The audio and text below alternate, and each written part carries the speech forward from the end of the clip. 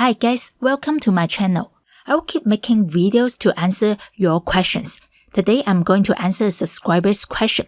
It's about TOEFL listening attitude questions. Last time I talked about the tips for lecture listening.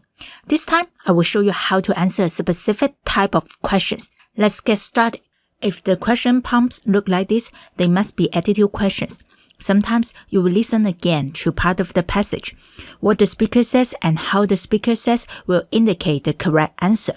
You don't even need to understand the whole passage, so listen carefully to the repeated passage. Listen again to part of the conversation, then answer the question. Listen to this repeated passage for the question in TOEFL Bank. See if you can choose the correct answer without listening to the whole passage. Sharing houses? I thought that was only for the exchange students from abroad, so I just looked for the typical ones. What does the student mean when he says this? So I just looked for the typical ones. From the listening, we know that this student thought the sharing houses were for exchange students, so he didn't think about them. He was surprised. So A is correct. This is why I often say, pay attention to the speaker's tone. If you know the student's tone is surprised, you can exclude other answers immediately. Whenever you hear any change of speaker's tone in listening, pay attention and write them down. They may be the answers to attitude questions. Sometimes there's no replay audio for attitude questions, such as questions like, what is the speaker's attitude? Or what is the man or woman's opinion? You need to think about what the speaker says before you figure out the answers. Besides, pay attention to transition words in the listening. You may not catch every piece of information, but you can make an educated guess by transition words. Listen again to part of the lecture, then answer the question. Listen to this repeated passage for another question. Let me show you how to solve problems by transition words without listening to the whole passage.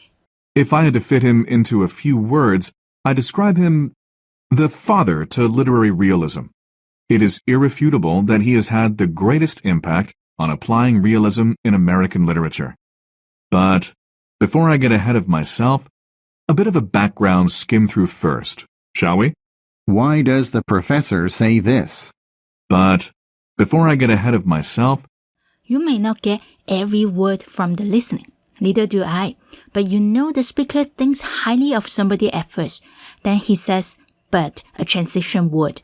After that, he wants to talk about that person's background. Now we go to the answer choices. A. Emphasize the achievements. If this answer is true, the speaker doesn't need to say but. He can only give his opinion about this guy, house, so A is wrong. B. The background is not important.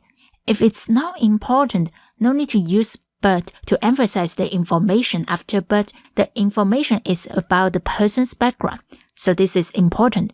C. Students should talk about their opinions. Have you heard about the word students?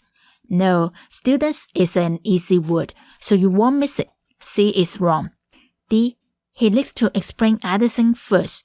Yes, he talks about his opinion, but he wants to talk about the background first, so D is correct. You don't need to understand every single word in listening, but you try to grab key information and do the analysis just like I did.